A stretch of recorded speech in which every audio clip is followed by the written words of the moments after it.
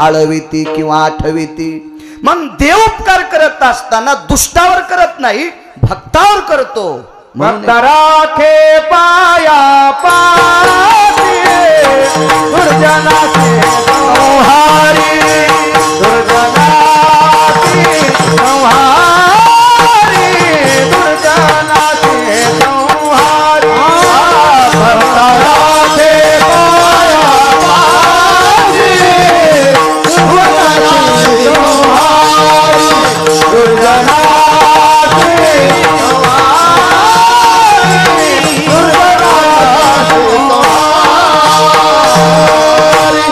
बघा, भक्ता राखे पायापाशी। देव हा भक्ताचा सांभाळ करतो, दुर्जनांचा नाही। उपकार करायचे असतील तर भक्तावर करतो, दुष्टावर नाही। देवाचे उपकार सीमित आहेत, त्याच्या चौकटीला मर्यादा आहे, त्याच्या उपकाराला नियम आहेत, सीमा राखलेली आहे। आई वडिलांच्या बाबतीत सुद्धा तेच आहे। आई वडील सुद्धा कोणावरही उपकार करत नाहीत। एक मोठा असा कार्यक्रम होता, काल्याची पंगत होती किंवा एखाद्या लग्नातला मोठा कार्यक्रम असेल, आणि त्या कार्यक्रमामध्ये परिसरातली सगळी माणसं जेवण्यासाठी होती। थोडासा आवाज या साऊंडला द्या। जेवण्यासाठी आमंत्रण होतं, परिसरातली सगळीच लोक जेवायला गेली। त्या गावात कार्यक्रम होता, त्या गावात चुलबंद आमंत्रण दिलं। शनिवारचा दिवस आहे, दुपारी शनिवारच्या नंतर शाळा नसती। शाळेतनं विद्यार्थी आले, जे बऱ्या घरचे असतील ती गोष्ट वेगळी, पण काबाड कष्ट शेतात राब राब राबणाऱ्यांचे काही विद्यार्थी होते। आई वडील लोकांच्या शेतात कामाला, दार बंद होतं, दाराच्या फटीतनं दफ्तरमध्ये टाकलं आणि एकमेकाला म्हणले, गोविंद, श्याम, राम, चला आपण जेवायला जाऊ। मोठ्या माणसाची पंगत आहे, त्या पंक्तीत आपल्याला किती गोड जेवायला भेटेल। निघाली सगळी जेवण्यासाठी। पंक्तीत गेल्याच्या नंतर मोठा असा विस्तीर्ण मंडप होता, पण कार्यक्रम मोठ्या माणसाचा होता। बसल्या पंक्ती बसल्याच्या नंतर एका सगळ्या पंक्तीची आसन व्यवस्था पूर्ण बेतलेली होती, पण शेवटची एक पंगत होती, त्याच्यातला एक कोपरा एका आसनपट्टीचा रिकामा होता, त्याच्यावरती 10-12 विद्यार्थी जेवायला बसली। गरिबाची लेकरं होती, फार गरिबाची लेकरं होती, बसली जेवायला। बसल्याबरोबर त्या पंक्तीला पात्र टाकायची अवस्था सुरू झाली। तेवढ्या अवकाशामध्ये कार्यक्रम मंडपाच्या स्थळावर एक चांगली फार मोठी महागडी गाडी आली, आणि त्या महागड्या गाडीतून सुटाबुटातली मोठी मोठी श्रीमंत माणसं उतरली। पैशानं सांगायलो हा, मनानं नाही। श्रीमंतीचे 19 प्रकार सांगितले। हे पैशानं श्रीमंत असणारी माणसं उतरली। ती कार्यक्रमावाल्याच्या जवळची होती, आणि त्या मंडपात फिरणारी जी स्वयंसेवक होती का, अशी खिशाला ती रिबीन फिबीन लावलेली, ही स्वयंसेवक त्याच्यातला एक पळत आला आणि यजमानाला सांगितलं, साहेब आपल्या पाहुण्यांची गाडी आली, हे बसायची व्यवस्था कर, जेवायची तात्काळ। अरे बापरे, मालकाचा आदेश आहे, बसाव कुठं, सगळ्या पंक्ती बेतलेल्या आहेत। आई वडील उपकार कोणावर करते त्याच्यावर सांगायला।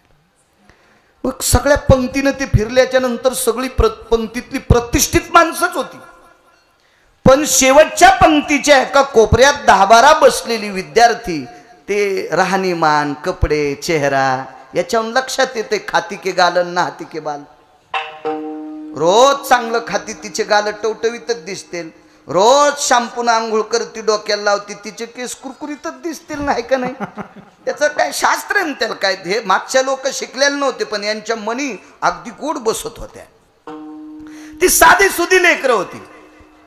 मग ह्या स्वयंसेवक जे होते का, त्याच्यातल्या दोघांनी सांगितलं, ए उठा रे। उठली ती लेकरं,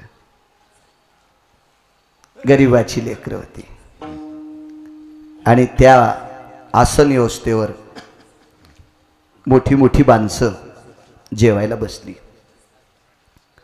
योग असा आला, ही जेवायला बसल्याच्या नंतर ही लेकरं ज्या वेळेला उठतात,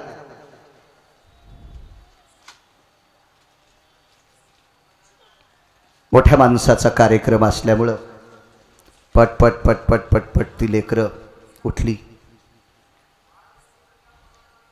मंडपाची सावली एका बाजूला पडलेली होती, त्या सावलीला ती लेकरं जेवायला बसली. आसन पट्ट्यावरल्या लोकांना जे पदार्थ जेवायला होती तीच त्यांनाच होती. दुःख एका गोष्टीचं झालं, फाटक्या तुटक्या ज्या चप्पल बूट होते ते त्यांनी शीट खाली बसायला घेतले होते आणि मोठ्या लोकांनी धुडकाळल्यामुळं त्यांचे बूट चपला तिथं इसकळीत पडले. मग आसन पट्ट्या खाली गेली असतील, कुठे गेली असतील, पण ती बसली जेवायला. गरिबाची लेकरं, ज्यांनी कधी गुलाबजामुन चित्रात पण बघितला नव्हता.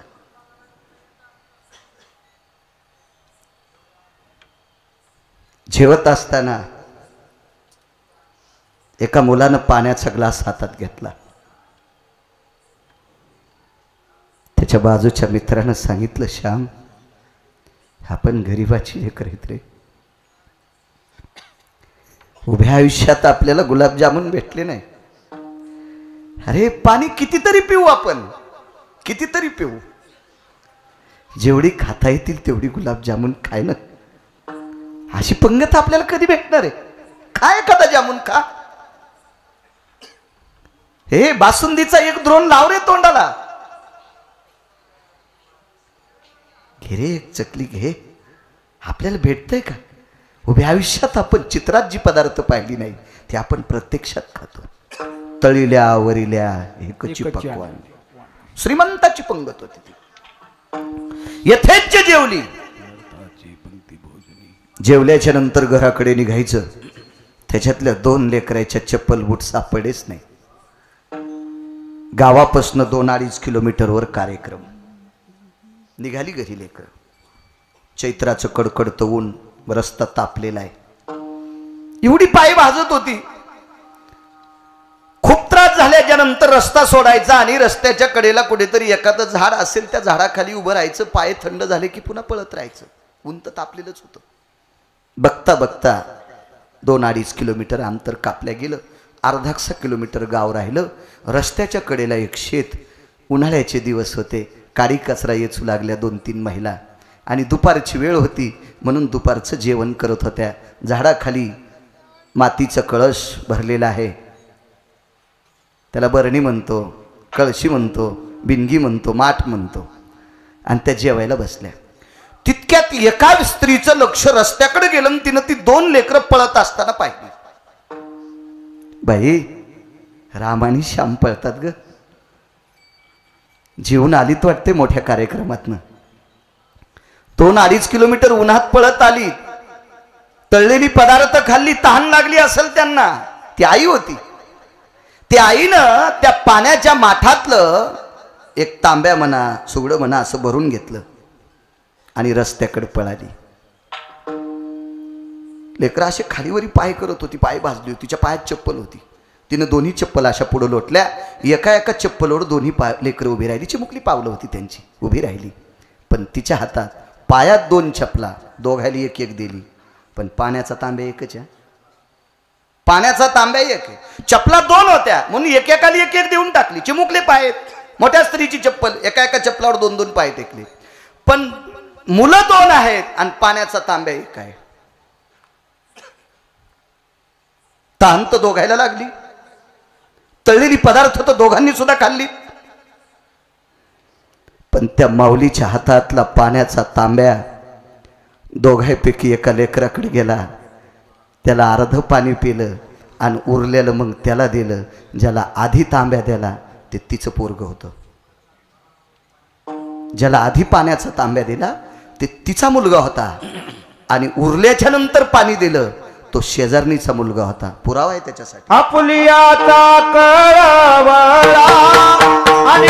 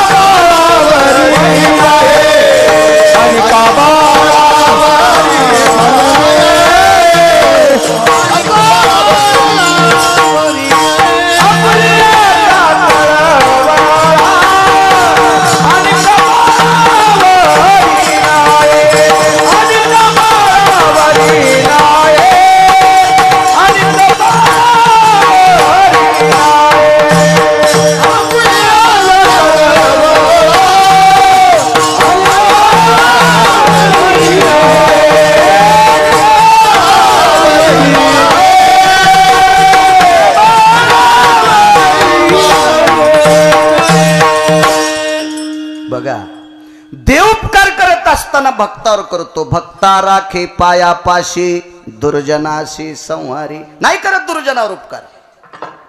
ए कौरवे काय तुझे केले रे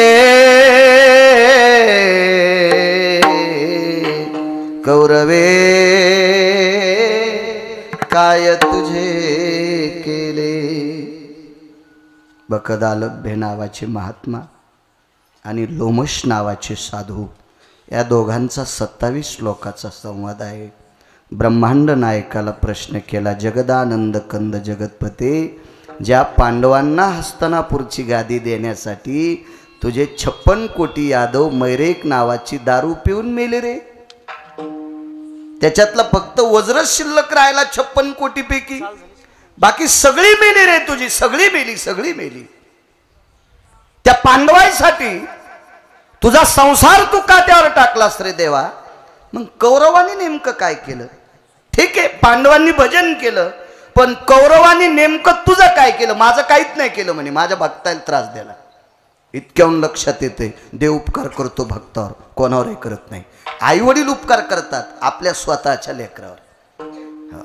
संत मात्र बरं अजूनही लक्षात घ्या, देवाच्या मनात आलं अमक्या व्यक्तीला चांगलं करायचं, नाही करू शकत, नाही करू शकत देव. का करू शकत नाही? विन्यासयन भयवृत्तीना प्रारब्धो भय जायन्ते इन्मक भयतति भय जायन्ते वृष्णिर कल भय संगजना वृष्णिर भय जन कल गंगा वृष्णिर भय जन संगजना कृतिरजननि भयभासाना छंद सुधा भय जायन्ते ललाट प्रपटली भयतति जायो जाश्वनिला भय सकल स्थिते दिनपति भययनि सकल सुधाना निशापति भययनि सकल सुधा छंद पराभय जायन्ते छंद पराभय जायन्ते छंद पराभय जायन्ते भवकरणाया संग सुधेषु निमिषा लाघव भयंजनो प्राक्तन भयतति छंद सुधा प्राक्तन भयतति छंद सुधा प्राक्तन भयतति छंद सुधा. ए भवकरणाचे निकळे निमिषा लाघवी मात्र ढळे आगा दिनत्रया चौघडिया ढळे त्या निमिषा लाघवी नकळे जगदानंद कंदपती करण बव निमिष क्षण शकन मिनिट तास दिवस प्रहर अष्टप्रहर रात्र दिवस याच्यातला एका केसाचा एक केस डोक्याचा तंतू आणि त्याचे उभे 14 भाग करायचे. उभे, आडवे नाही, आडवे नाही, उभे 14 भाग. एका रोमाचे डॉक्टरीन बाई उभे 14 भाग. तर 14वा भाग किती सूक्ष्म असेल बघता येईल का डोळ्यानं?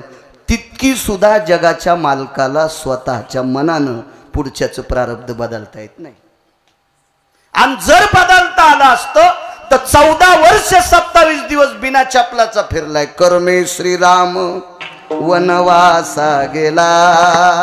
किती मोठा हे पैशान पण बदलता येत नाही. या विश्वात 6 लोक गुंड, ते गुंड प्रवृत्तीने मोठे झाले. 6 लोक, त्याच्यातला 1 नंबरचा गुंड लंकेचा राजा रावण, हा गुंड प्रवृत्तीने मोठा झाला. सात्विक प्रवृत्तीने मोठा झालेला राजा भरत, हो भरतासारखे विश्वात सर्व भोग संपन्न असणारा व्यक्ती जगात देव सुद्धा नाही. आहा, त्याला सुद्धा भोग त्याच्या प्रारब्धानुसार. जीवदशेला आला जगाचा मालक, त्याला सुद्धा स्वतःचे भोग स्वतःच्या प्रारब्धानुसार. पण विश्वातले सर्व भोग भोगून त्यागलेला घोर सात्विक व्यक्ती राजा भरत. म्हणून या देशाला भारत देश नाव त्याच्यामुळे पडले. विठाला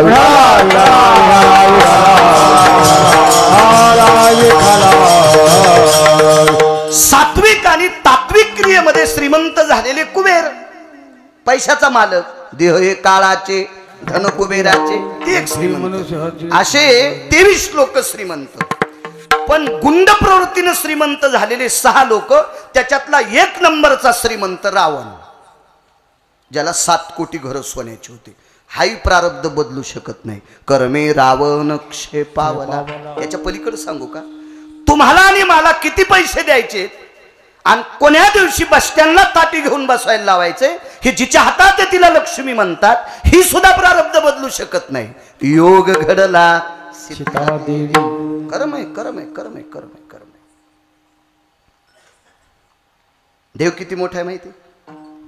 या सृष्टीतली प्रत्येक क्रिया त्याच्या कृपेने चालते. वृक्षाचे पान हले ज्याची सत्ता, राहिली अहंता. मग कोठे तुझिया सत्तेने वेदाशी बोलणे, सूर्याशी चालणे तुझिया बळे. ऐसा तू समर्थ ब्रह्मांडाचा धनी. किंवा देव चतुर, देव चतुर, सगळ्या विश्वातली माया आहे. या सगळ्या सृष्टीतला चक्रम भयतति वेद पुनीतो, शास्त्रो मथित भयंती तिजाया. पुराण भयतति सकल जयस्तु, दिन भययानो सकल जना. प्रजन्य अस्तु इन्मख जायो, शीतोष कालम भयंती जायो, उष्णति कालम भयंती जायो. उन्हाळा असेल, पावसाळा असेल, हिवाळा असेल, या सर्व सृष्टीचं चक्र त्याच्या हातात आहे. तुमच्या आमच्या हातात नाही. तरी पण प्रारब्ध बदलू शकत नाही. म्हणून देवाचे उपकार सुद्धा मोठे नाहीत. कोण्या आई वडिलाला वाटत नाही आपलं पोरग डॉक्टर हो. अय बाई करे सर, असं वाटत नाही म्हणित हे गजू वाटतंय. कोण्या आई वडिलाला वाटत नाही आपलं पोरग परिसरातला 1 नंबरचा पुढारी हो. कोणाला वाटत नाही. कोण्या मायबाला वाटत नाही आपलं पोरग लय मोठा महाराज हो, त्याला लोकांनी दिवसाची 20 पाकिट द्यावा. असं वाटत नाही का? एक जण म्हणला मला नाही पैसा आवडत. थोतरी आहेस तू, तुला भेटत नाही म्हणून आवडत नाही. ऐसा कोणी दावा हे जया नावडे, ऐसा कोणी दावा हे जया नाव, ऐसा कोणी दावा हे जया नाव, ऐसा कोणी दावा हे जया नाव. कन्या पुत्र घोडे दाराधन, कन्या पुत्र घोडे दाराधन, कन्या पुत्र घोडे दाराधन. हे काय गांजा फुक्यान लिहिलंय का? द्रव्यांभर्यो भयस्थितानां धर्मां संन्यासोपवित्रयां ब्रह्मचर्यास्थित जयो अर्थो पुनीतय सर्वानां जठरानलो तृप्तवसा. डॉक्टर पांडुरंग साहेब, ब्रह्मचार्याला संन्याशाल पण दुपारा भाकरीसाठी पैसे लागतात, वरून थोड्यात पडतात. अर्थ नावाचा पुरुषार्थ आहे, त्याच्या विरोधात नाही जाता येत. हे बा, व्याख्यानात पैशाच्या विरोधात बोलणं लय सोपं आहे. माईकवर पैशाच्या विरोधात बोलणं लय सोपं आहे, पण पैसे जवळ नसताना क्रिया करणं इतकं सोपं नाही. ते विठाला नाही बदलू शकत देव. कोण्या आई वडिलाला वाटत नाही आपलं लेकरू मोठं, प्रयत्न करत नाहीत का ते? पण त्यांच्या हातात नाही. मातेचा संकल्प व्हावा राजा बिंदा, कपाळीचा धोंडा उभा थाके, कपाळीचा धोंडा उभा थाके. मातेचा संकल्प व्हावा राजा बिंदा, कपाळीचा धोंडा उभा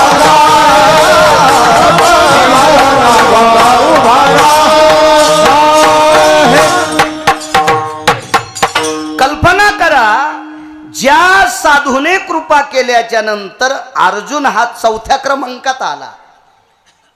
अर्जुन हा 4थ्या क्रमांकात आला. ज्या साधूचा मातीचा पुतळा त्याची कृपा झाली, तर लावरं चित्र सशे रानडुकर खाणारं पोरग विश्वात 3रं आलं. भारतात नाही, पृथ्वीवर जितके देश आहेत या सर्व देशात 3रं आलं. एकलव्य, साधूची कृपा. पण यांनी ज्यांच्यावर कृपा केली हे मुलावर करू शकले नाही. हो, ते आज समईच्या खाली बसले पोरग त्याचं. त्याच्या कपाळावरचा मणी कापला आणि सारखं रक्त मांस वाहते. कथा कीर्तनात बसताच येत नाही कुठं, म्हणून समईच्या खाली जागा. भारतात एकही कंपनी नाही समईच्या खालचा बोगदा भरून टाकील. त्याला लय पितळ लागतं का? पण भरता येत नाही. ती जागा विश्वातल्या 2 नंबरच्या विद्वान व्यक्तीच्या मुलाला गेली. त्या व्यक्तीचं नाव द्रोणाचार्य आणि त्यांचा मुलगा अश्वत्थाम्या. कौरवाच्या गँगमध्ये गेला आणि तो त्यांना वाटत होतं का आपल्या पोरानं दुर्योधनाचं ऐकावं? पण नाही बदलू शकले, नाही. मग द्रोणाचार्य पुलाचं प्रारब्ध बदलू शकत नाहीत. बघा यांची कृपा असल्या श्री गुरुचीनी नावे माती डोंगरी जयापाशी होती, तेने कोळी त्रिजगती एकवद केली. आळंदीतल्या मालकांचं वाक्य. नाहीत करू शकत आई वडील उपकार, पण संतांच्या मनात आलं तर एका व्यक्तीनं इतकी माणसं मारली, आतापर्यंत भारतातल्या कोण्याच रामायणकारांनी त्याचा आकडा सांगायचा नाही आणि मी ऐकिला नाही, कारण मलाही सापडला नाही 250 ग्रंथात आतापर्यंत. काही बरीच सांगतात. आता ऐका बरं का. आणि काय माणूस दिसला की मारायचा बरं का, आणि तो माणूस मारल्याच्या नंतर मोहरी सारखा खडा रानात टाकायचा बरं का. असे 7 रान भरले बरं का. अरे झाडाचे पानं मोजायला मशीन येतात. 228 क्विंटल सोयाबीन मी विकायला नेलं, ते प्लॅन्टला नेलं, त्यांनी मशीनमध्ये टाकलं. 13 क्विंटल 37 किलो डागी बाजूला काढून टाकलं.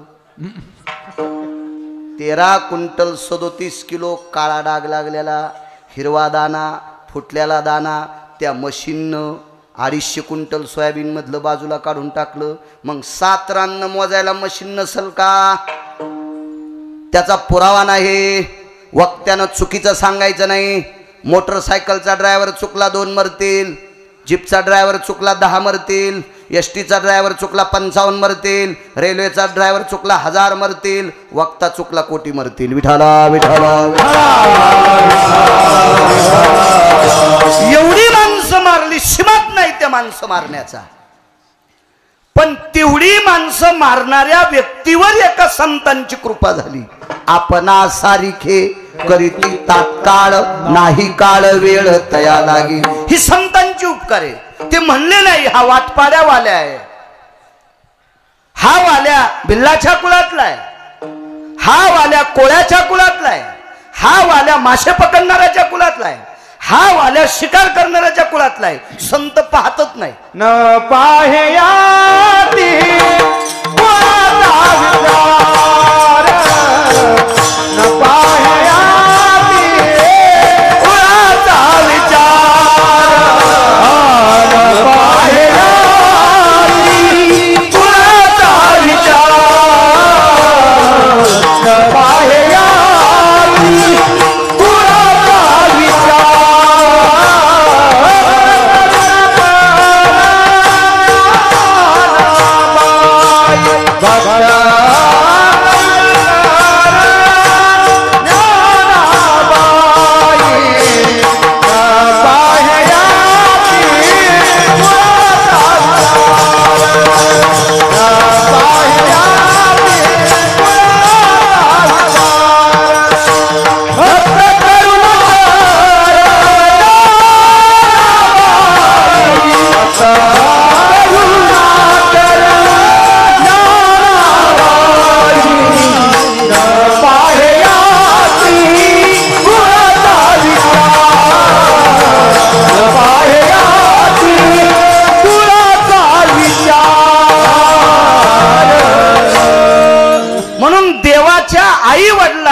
या दोघांच्या उपकारापेक्षा श्रेष्ठ उपकार ठरते ते संतांचे. एक उपकार सांगतो तुम्हाला संतांचा. चोपडे बोवा एकदा भीम इंद्रप्रस्थातनं हस्तिनापूरला आले. तसे मनानं आले नाही. हा हस्तिनापूरच्या राजाचं नालायक कार्ट तिथं बोंबलत गेलं. भाषा जरा कठीण आहे माझी. काय करायच्या चोंभाळ्या गप्पा. इथं पासा शेवटायच्या हातुड्यानं नीट होईन तर सोनाराच्या मुचकुलीनं कवा नीट होईल. अशा प्रकारे मग त्या ठिकाणी आणि काय सांगू, कीर्तन सांगन काय सांगू, हान तू काय आम्हाला. हे नालायक तिथं बोंबलत गेलं. मी त्याला चांगलं म्हणत नाही, दुर्योधनाला. त्याचा पाहुणा आहे तुमच्या गावात. काय भीती. भारतीय संस्कृतीच्या प्रविष्ट क्रियेच्या विन्मत छंदामध्ये दुर्योधन बसत नाही. का बसत नाही? आपल्या संस्कृतीमध्ये स्वतःची पत्नी सोडून, आई वडिलांनी जिच्या सोबत लग्न लावून दिले ती सोडून जगातली प्रत्येक स्त्री माय आणि बहीण या दर्जाची असती, या दर्जाची असती. मोठी भाऊजई होती द्रौपदी, तरी तिला मांडीवर बसिलं. किती नालायक दुर्योधने. अक्कल आहे का त्याला? त्याला काय दुर्योधन म्हणून चोंबाळायचं?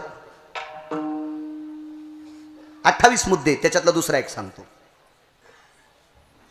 मला असं वाटतंय आपली बायको चुकली ना, दार लावून घ्यायचं आणि तिला सांगायचं, एक थोतरीत आणायचा, एक थोतरीत आणायचा. पण बाहेर वडील रस्त्यात नेऊन ठोकली. नालायकेस नालायक. तू नवरा म्हणून घ्यायच्या लायकीचा नाही सुंबळ्या.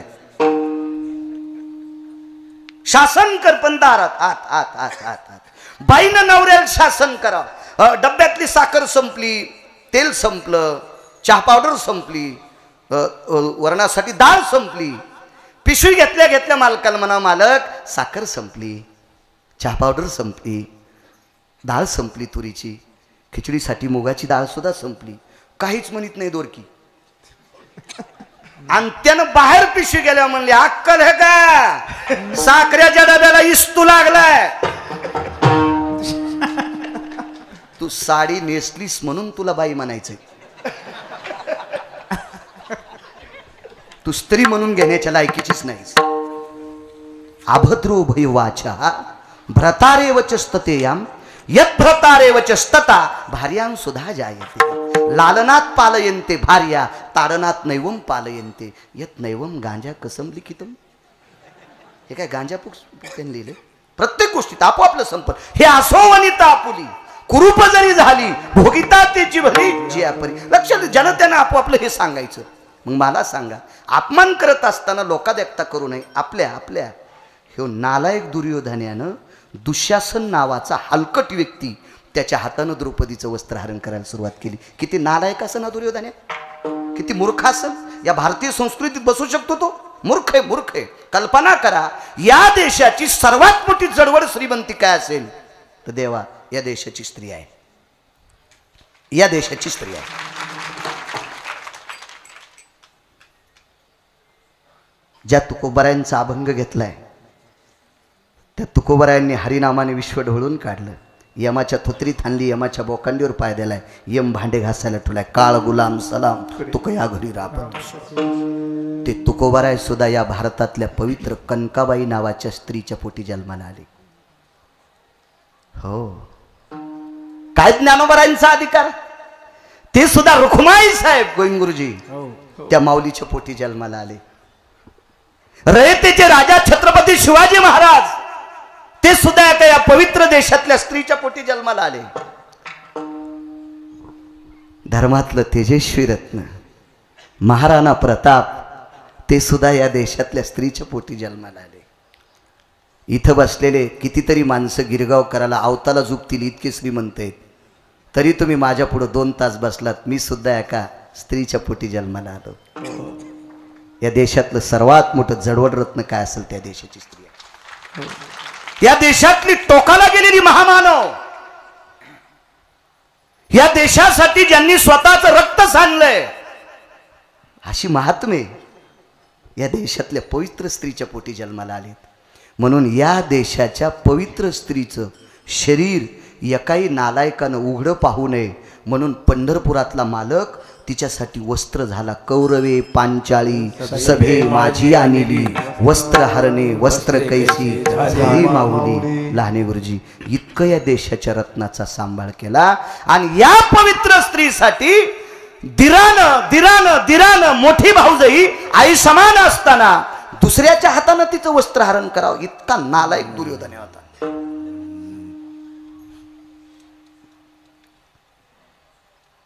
अशा दुर्योधन इंद्रप्रस्थाला पोचला. संतांचे उपकार सांगते, संतांचे उपकार. पोचला, बळच तोंड चोपडेपणा करू लागला.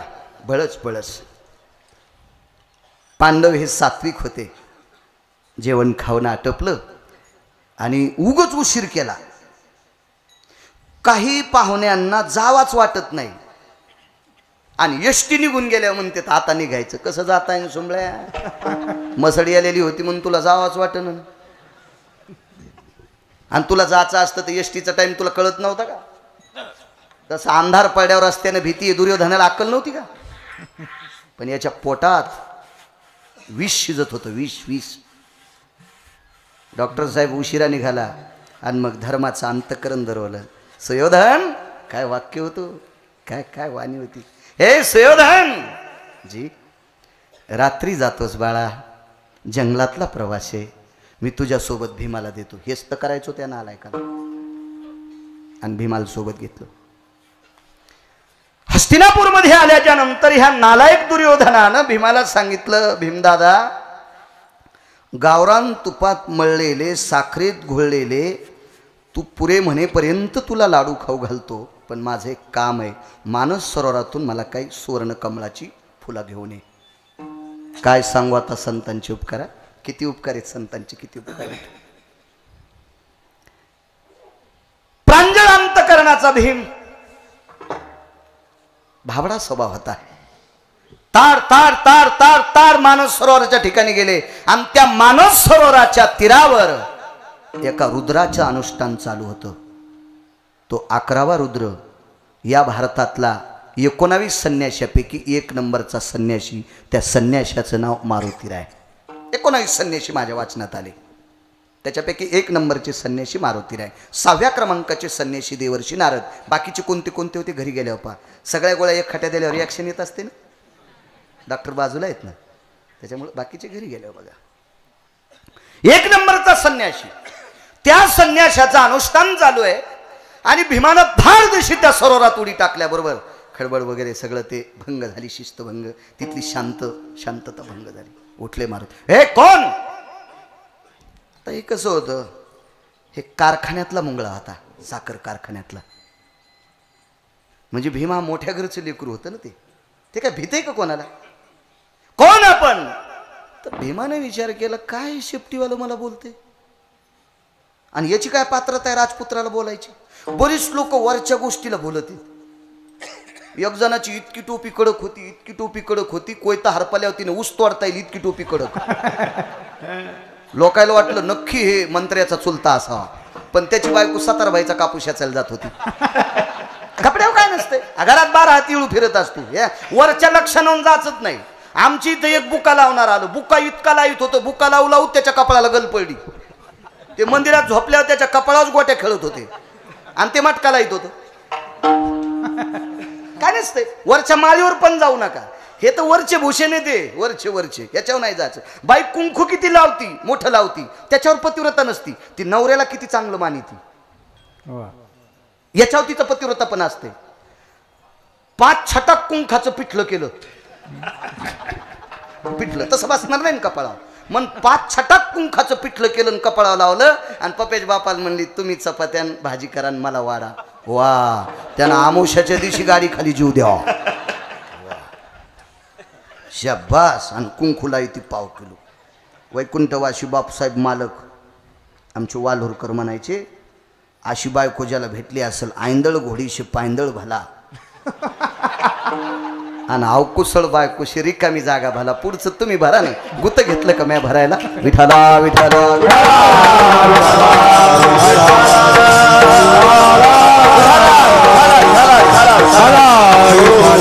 देखावे नाही जायचं, देखावे नाही, वर छपनावर काय नसते ते. भीमाच्या लक्षात आलं, हे वानरे शेपटीवाला पशु आहे. काही वरच्या ह्याच्यावर जाते. आमच्या परिसरातला एक शेतकरी होता, राहणीमान साध होता, आपलं जुन्या काळातली माणसं, पण त्याच्या मिरच्या बिटात गेल्याशिवाय बिटच सुरू होत नव्हतं. 22 गाड्या जायच्या, बैलगाड्या, आणि गुळ घ्यायचा. पैसे साचले, एका आडत दुकानदारांनी सांगितलं, म्हणले आमके राव, गुळाला जरा तेजी येणार आहे, घेऊन टाका ना. मग गुळाच्या अशा गाड्या, खेड्यापाड्यातून गुळाच्या गाड्या येत होत्या, अशा गाड्या लागल्या. साधं होतं आपलं, निमस्ती घातलेली, इस्त्र्या नव्हत्या त्या काळाला. आता कपड्यावर काही जायचं नाही, हो कपड्यावर जात. मी एसटीन प्रवास करायचो त्यावेळेला, मी 50ची नोट दिल्यावर कंडक्टरनं मला धून केलं, ओ मामा कळतं का तुम्हाला, 7 रुपयाचं तिकीट आणि 50 रुपये दिले. आणि मी पिशवी सांभाळायला एक जीनच्या पॅन्टीवालं होतं, त्यानं 100ची दिल्यावर तिकीट देऊन टाकलं. म्हणजे ह्या कपड्यावर कंडक्टर पण धोतरावाल्याला का येडं समजित होता का काय. मी तिकीट घेतल्या उतरताना म्हणलं कंडक्टर साहेब तुमच्यासारखे इशिक मी आवताला झोपीन मला गिरगावकर म्हणते. हो असं धोत्रावाल्याला येडेवान नका समजू जाऊ. इथं बसलेल्या पॅन्टीवाल्याला जरा कानातला मळ काढून ऐका. 72च्या दुष्काळात त्या धोत्रावाल्याने एक टायमाला भाकरी खाल्ल्यात आणि आपल्यासाठी जमिनी ठेवल्यात. आता या जीनच्या पॅन्टीवाल्यानं बायकोच्या गन पावडरसाठी फोकल्यात. लय मऊ शहाणे आहेत काय तुम्ही. विडाला विडाला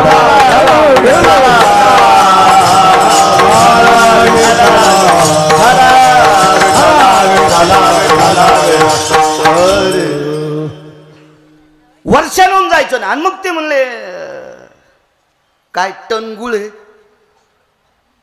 तू म्हातारं म्हणलं तुमच्यासारखं वयस्कर महात्मा काय टन आहे म्हणजे 10 क्विंटलाचा भाव विचारला.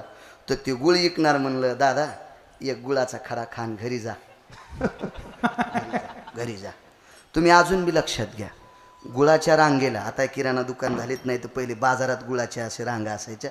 तर बरीच माणसं गुळ घेण्यासाठी जात नव्हते खाण्यासाठीच जायचे रांगेला. खडा खाऊन पाहायचे पुढं सरकायचे. माणसं बी लय चालू होते नो काय काय लय गाजरं असे लाल जरत गाजरं आले ना तर काही काही माणसं उगच काय किलो गाजरं आणि चांगलं कवळं करीत असं बारकं गाजर अख्खं खातू आणि बुडखीला लागल्या म्हणतो गोड नाही थोतरीत आणायला पाहिजे. बुडख्या चट खाल्लंच त्याचं तो तराजू खातो का त्याचा हात काय लय माणसं बी चालू असते तो.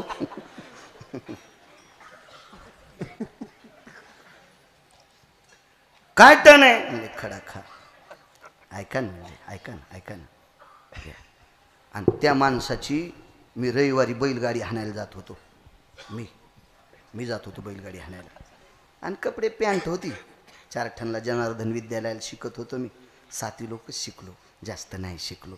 जरा मधीच 90ला वडील जात राहिले मग अडचण आली जरशी मग नाही शिकलो. पण आता काही मला अडचण नाही. ज्याच्या नशिबाचा जोर त्याचा कुंदा खांदी चोर. बरं आहे काय ताण नाही. काय कलेक्टर झालो असतो ना आता काय कमी. पण इथं कोणी शिकत असेल तर मग ऐकू नका.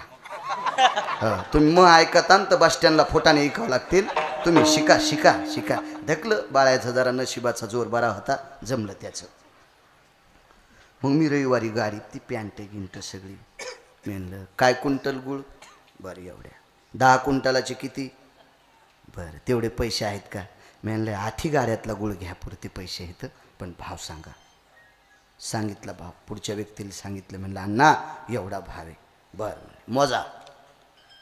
ते म्हणले बोली आमचं इथं घर आहे पाहुण्याचं त्या घराच्या तिथं नेऊन टाकायची बोली. ते म्हणले कुठं टाकतो पैसे. पटक्याचे येडे उकलल्याबरोबरच 27 क्विंटल गुळाचे पैसे पटक्यातून काढले. काय नाही वरच्या अंगावर जाचत नाही काही जाच नाही काय नाही काय नाही काय. लय झकपक कपडे खालणारे तंबाखू पण दुसऱ्याचीच मागते. हो चुना पण दुसऱ्याचाच. अरे चुना तरी लोकांचा खात जाऊ नको. चुन्या चुना लय घाण असतोय लय घाण. या बा चुन्या इतकं घाण काहीच नाही. खातच जात जाऊ नका तंबाखू. आणि नसलच दम निघत न ती मागच्या जन्मातली तुमची कोणी असनच मैत्रीण तर नका सोडू. पण चुना नका लोकांचा खात जाऊ. लहाने गुरुजी चुना लयच गदळ हो. उदाहरणार्थ मी तंबाखू खातो. माझं जर कान वळवळ करीत असेल तर माझ्यासोबत काय चमचा आहे का कान खाजवायला. हेच बोट. सर्दी झाली असेल तर हेच बोट. हस्तानी चित्र नक्षत्रातले 9 दिवस विश्वामित्राचा उन्हाळा असतो. हस्तो भय चित्राणाम विश्वामित्र भय स्थिता तेजो कांती दिवाकरो स्वेदाम जायते नवरुतः यद भयानाम स्वेदायाम कायान वरुतांस्ततेवच. शास्त्र सांगते ना. अशा वेळेला घाम आल्या ह्या बगला गुदगुद करतात का नाही. तो बोट कोणतं आहे हेच. आणि चुना तंबाखू खाची सव तलफ आल्या हेच बोट मध्ये. एक जण म्हणला घ्या चुना. अहो तुमचा चुना तिखटत नाही यार. चुना कशाचा वरचा थर आणला असतो. नका खायचं नका खायचं. आपण यायला सांगायचंच नाही. मृदंगाचार्यानं कीर्तनकारांनी भागवतकारांनी रामायणकारांनी भजन्यांनी तंबाखू बिडी वाढायची नाही. हो दोष सांगितला शास्त्रात. दोष सांगितला दोष. बापा बापा हे आमच्या परिसरातले पट्टीतले गायक आहेत. नामदेव अंगाव घेऊ नका अंगाव घेऊ नका. आणि अर्ध्या भजनात तंबाखूतला गर्दा अरे घोंगड्या खराब केल्यास हरामखोरा तू. चुकीच्या गोष्टीत लय विश्वास शिवा आमच्या लोकांचा. मी मगाशी सांगितलं या देशाचा जवान इमानदारीत म्हणून आपण उद्याचा सूर्य पाहतो. या भारताचा जवान त्याच्या अंतःकरणात इमानदारी म्हणून आपण उद्याचा सूर्य पाहतो. अहो आई वडिलाचं दर्शन सणावाराला आणि वाढदिवसाला लोक घेतात. महाराज दिसला की त्याच्या पाय पडतात. असं नाही म्हणायचं मी लई शहाण आहे. एरवी तरी पुशे कोण आणि पावे देवासाठी मान. देवामुळे आपल्याला किंमत नाही. आमची इथे एक भागवतकर आले गावाकडे द्वादशीला पंगत असते आमची. मला काय पंक्तीला पन्हाळा वाटा आलं मोरी वाट गेलो हे माणिक काय इकून आणलेलं तिकडं घातलं. मला कुठं काय ते आवता उरलं तिथे राहतं घरीच. गेलो तर म्हणलं चला भागवतकारांना भेटा. तर इंटरव्ह्यू झाली. म्हणले कुठे आहेत भागवतकार. तर स्टेजच्या मागं बिडी ओढू लागला. अरे म्हणलं हे मंडप जाळीन ना. ते स्टेजच्या मागं बिडी वाढायला आणि याचं भागवत ठुणाऱ्याच्यात पण बोकांडीवर अर्ध पाक दोघाची पतन सारी. वा वा वा वा. मग बिड्या वडीत असेल, तंबाखू खात असेल, गुटखा खात असेल आणि त्याला जर तुम्ही बलित असाल तर त्यानं केलेलं अर्ध पाप यजमानाला पैसे देऊन अर्ध बोकांडीवर बसतंय. विठाला विठाला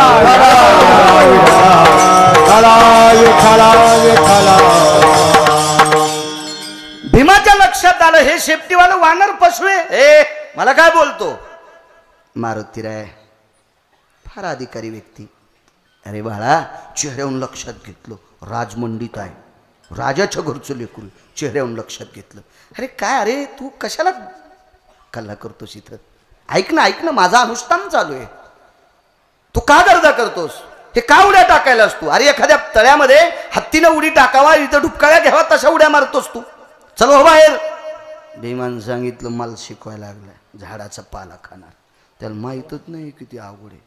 शेपटीला असं जवळ घेतलं आणि म्हणले बाई याची पायवर सोय. सर्व दिवशी मारुतीरायची शेपटी गेली आणि भीमाच्या कमराला येडा घातला. हो पाण्यातून भरलेला लोहट काढा होता असा भीम बाहेर वाढला. बापरे म्हणले शेपटी आणि चांगला तिमला. शहाण्याबाईनं कणिक तिमल्यावानी. वाक्य नीट आहे का. शहाण्याबाईवानी काय काय अशा येडी वाकडी कालिनीन चपाती केली. तिची चपाती खाणं गौरी खाणं सारखीच. हो ना. आणि जुन्या बाईनं मळलेली पोळी तिला तेल नसू द्या अशी मऊ लागती. मऊ मऊ मऊ लागती रेशमाच्या कपड्यावाली. आणि हे गडबडीत कालिलं. हो लय काय कायला नाद. जिला गौऱ्या लावता येत नाहीत ती म्हणती मी धिरडे करते. नको पिठाचा नाश करू. पिठल्यातले गोळे फुटणं तर म्हणली मी बासुंदी करते. नको न द्वारका तुला पिठलंच येत नाही तर कशाला बासुंदीच्या नाद असतो काय काय. योग असा आला एवढे भीमाला आपटिलं पण भीम बी काही भेलाच नाही. शेवटी मारुतीरायने विचार केला इतके रट्टे दिली तरी माझ्यासोबत युद्धच करतय. हे बाळा तुझे आई वडील कोण रे. भीम म्हणला आपटू मारलो ना. आता मायबाप विचारायले काय सांगू आता संताचे उपकार. किती उपकार आहेत संताचे. अरे दादा अरे मी आत्तापर्यंत बऱ्याच लोकांसोबत द्वंद्व युद्ध केलंय. मल्लयुद्ध म्हणजे कुस्ती खेळली. मुष्टीप्रहार केला, गदा प्रहार केला. पण मी बऱ्याच लोकांची वाट लावली रे. अरे पण तू एवढा बलाढ्यशाली कोण आई वडील आहेत सांग ना. मी राजा पंडूचा पुत्र आहे. मारुतीराय म्हणले पंडूचा पुत्र. आणि पंडूला कसे लेकरं होते. शाप होता पंडूला. हो राजा पंडूला शाप होता. आणि ज्या व्यक्तीला शाप आहे त्याला लेकरं कसे होतील. हे तू खोटा आहेस. भीमानं सांगितलं मी सापडलेलं आहे का आमच्या बाबाला. मला खोटा म्हणता तुम्ही. सापडलो का मी आमच्या बाबाला. मारुतीरायनं सांगितलं बाबा तुझ्या जन्माची व्याख्या तरी सांग. म्हणजे कथन तरी सांग इतिहास तरी सांग. मग पाची भावांचा इतिहास सांगितला. मारुतीरायचे डोळे पाण्यानं डबडबले. गुरुवर्य डबडबले डोळे. का डबडबले माहिती आहे. भीम हा वायूच्या मंत्राचा होता. दुर्वासाने 5 दिलेली मंत्र त्याच्यापैकी एक मंत्र वायूचा मंत्र होता. आणि त्या मंत्रापासून प्राप्त झालेला भीम आणि मारुतीराय वायुपुत्र होते. एक भाऊ भावाला भेटलाय याचा आनंद मारुतीरायचा गगनात मावत नव्हता. डोळे असे पाण्यानं डबडबले मारुतीरायचे. भीमानं विचार केला कातडीने घुसतर हाणलंय मला. आणि आईचं बाबाचं नाव ऐकलं की रडायलंय.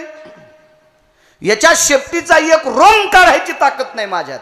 मारुतीरायाच्या शेपटीचा एक रोम तोडायची ताकद नाही भीमात.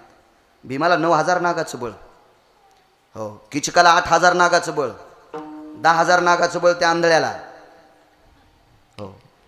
1,000 नागाचं बळ शिल्लक होतं म्हणून त्या विराटाचा मेहना किचक्या एका बुक्कीतच मारला. त्याने या देशातल्या पवित्र स्त्रीचा हात अंधारात धरला होता. ते किचकी आहे. तुम्ही किचक म्हणत असता नाही का? नाही, हे ह्या दुकानातला माल आहे. हो. एका बुक्कीतच हाणला, एका बुक्कीतच, हो. एवढी मोठी शक्ती असताना याच्या शेपटीचा एक रोम काढू शकत नाही. काय व्यक्ती आहे? मारुतीरायाने सांगितलं, भीमदादा एक बोलू का? अरे मी वायूचा पुत्र आहे आणि तू वायूच्या मंत्रापासून प्राप्त झालेला आहेस. म्हणून आपल्या दोघाचं घट्ट नाते भावाभावाचं. एक विनंती करतो, तू मानवी कुळात जन्माला आला, मी पशुच्या कुळात जन्माला आलो, पण वरच्यावर जाऊ नको रे. माझं अंतकरण लय गोड आहे रे भीमदादा. मला एकदा तुला कडकडाटून भेटायचे. काय सांगू आता संतांचे उपकार. कडकडाटून भेटायचे. पण भीमाच्या मनात शंका आली, याच्या शेपटीनं आढा टाकलाय तर मला ओढून आणलंय अंगे साहेब, आणि यानं जर करकर करकर दाबलं तर मग वाळाच करीन नाही. आपल्याला नाही भेटायचं. नको नको नको नको नको, कशाला नादी लागायचं. हो. मारुतीरायाने सांगितलं, भीमदादा मी आत्तापर्यंत केलेल्या सात्विकपणाची आण वाहतो. ते लय टोकाचं रत्न होतं मारुतीराय, फार टोकाचं. भक्ती संप्रदायामध्ये देहूतले मालक मारुतीरायाला शरण जाचे. शरण शरणजी हनुमंता तुम्हालो रामदूता. भक्तीची वाट त्यांना विचारली, काय भक्तीच्या त्या वाटा मज दावाव्या सुबटा. काय टोक असेल? मला वाटतं पैठण मधल्या मालकांनी तो फार टोकाची दखल घेतली. येऊनी जन्मला मरकट वैष्णवा माझी अति श्रेष्ठ. हनुमंत मनावया कनिष्ठ ऐसा पापिष्ट कोण आहे. वेगोत्तर भय पल भय जायर वायुर सदयन छिन्न भयो. प्रगल्भे भय यतो सुतानाम अंजनी गर्भा सुधा जयो. अंजनी गर्भा सुधा जयो. अंजनी गर्भा सुधा जयो. काय व्याप्ती.